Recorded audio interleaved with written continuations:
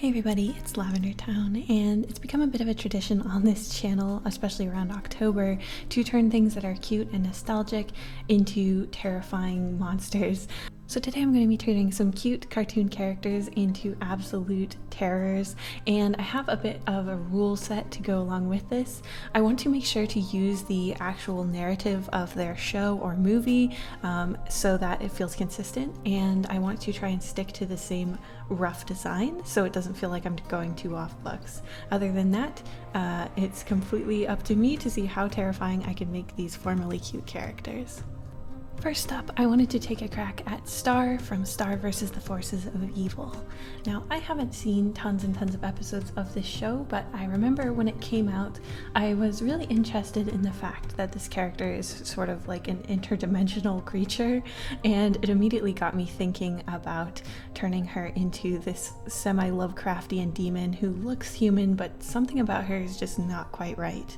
The lore of the original show actually gives us tons and tons to work with, in particular the fact that demons actually do exist. She even has a half-demon ex-boyfriend, so making her a demon for this particular challenge seemed like a natural fit. Also, interdimensional travel always makes me think of, interdimensional beings, which typically are a lot scarier than our butterfly princess is in the show. It just gives us a lot to work with. She also has a lot of visual signifiers that are pretty excellent for this character design. In particular, her little costume horns that she wears throughout the series, I just turned those into real horns and extended them, made them a little scarier and spindlier.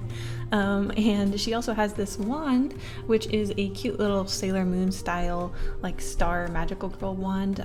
I decided to change it a little bit, make it look a little sharper, but it's still very cute. Last time I did a video like this, it was about 2 years ago, and I got demonetized pretty hard. I think because I had a Hello Kitty that had some blood in the illustration, so instead of putting any blood at the tip of her wand, we're just going to leave it be. In fact, I'm going to avoid blood for this entire video, not only because I am worried about what YouTube's going to do when it sees this, but also because I think it is a good challenge. It's easy to just spatter some blood onto a cute looking character and call it a day. I thought it would give me more of a challenge if I don't just sort of lean on that crutch. As for her color palette, I tried to keep it pretty close to the original. She's still blonde, she still has a blue dress. I decided to switch out her leggings with just plain black and white ones. She ended up looking a little bit like the original character design for Alice from Alice Madness Returns. But yeah, I can't unsee it now. And I kept her base of her wand still pink, and then I made the blades of her wand more, silvery to make them look sharper and more metallic.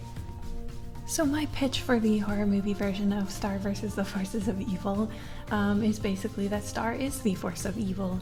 She still comes through her ultra-dimensional portal and meets with our friend Marco, but they don't become fast friends the way they do in the show, and basically Marco is going to have to figure out how to deal with the fact that only he can tell that the new girl in school is perhaps not a girl and in fact some kind of terrifying monster who's come to Earth for unknown reasons.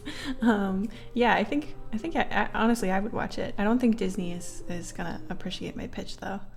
Next up, I wanted to do Timmy Turner from Fairly Odd Parents. Now, this is a bit of an older cartoon. Basically, it's about this boy named Timmy who he finds out that he has these fairy godparents who grant his every wish, though oftentimes his wishes backfire, and that's sort of the core concept for the entire show.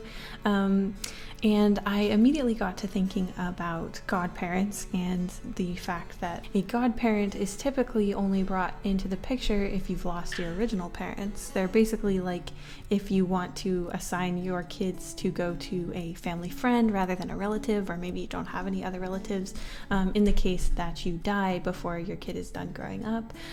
So I thought for a darker twist, we could imagine that perhaps Timmy has lost his original parents, and that's how he's ended up in the care of godparents.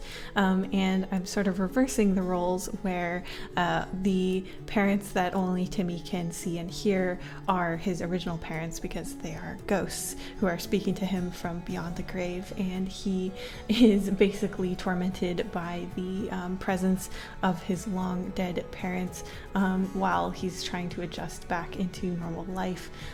Basically, I was thinking that his original parents probably died in some sort of unsavory kind of way, and they're now haunting him, telling him to complete their wishes and their vengeance, and basically putting all of that onto his young shoulders, which I thought could be quite a creepy concept for a horror movie. I typically am not a huge fan of little kid horror movies.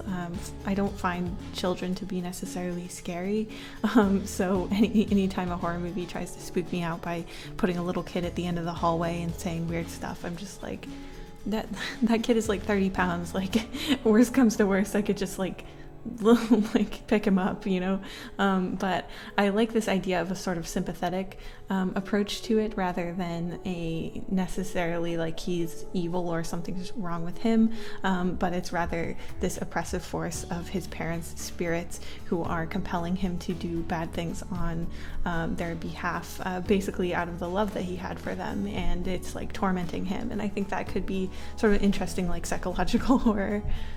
I tried to keep it really close to his original design. I kept his spiky brown hair, as well as his very early 2000s baseball cap that's always sort of crooked. Honestly, I kind of wish I could take that off, but I feel like it's kind of one of the only interesting parts of his design, so I felt like I absolutely had to include it. And I just tried to make sure that the hand of his father and mother looked incorporeal and creepy. I think instead of calling it the Fairly Odd Parents, I would call it the Not Quite Gone Parents or something like that. Next up, I wanted to take a crack at Elsa, because honestly, Elsa has always been sort of an interesting character for me. I feel like her backstory is a lot more tragic than it is presented in the movie, because honestly, I think that everything that happened could have been avoided if her parents hadn't made the choices that they had, and basically traumatized a little kid into thinking that they're like this horrible person and super dangerous, and convincing her that she has to lock herself up because she's a danger to her sister, and erasing her sister's memories of her, and like, yeah, just generally I feel like Elsa is kind of an abused character. I know that in the movie they definitely don't really present it that way, like their parents are supposed to be pretty good people, but it never sat right with me, especially at the age that she started getting isolated. It just seemed so unfair. So my concept for this particular horror movie is a story about a sort of tormented spirit. In this version, when she runs out into the winter wasteland after being completely isolated away from everyone and everything for years, almost her entire childhood, that she unfortunately freezes to death and becomes the spirit of the mountain. Basically, that instead of having a wonderful transformation scene where she removes her cape and lets down her hair and feels empowered, she instead basically just succumbs to the weather, which obviously is not quite as magical and fun and Disney-like, but I think for the horror movie it actually makes a lot of sense. She was very trapped initially and didn't have much of a support system, and so it's easy to imagine that she might just flee out into the wilds and really not be able to seek out help in time for her to survive the exposure to the elements.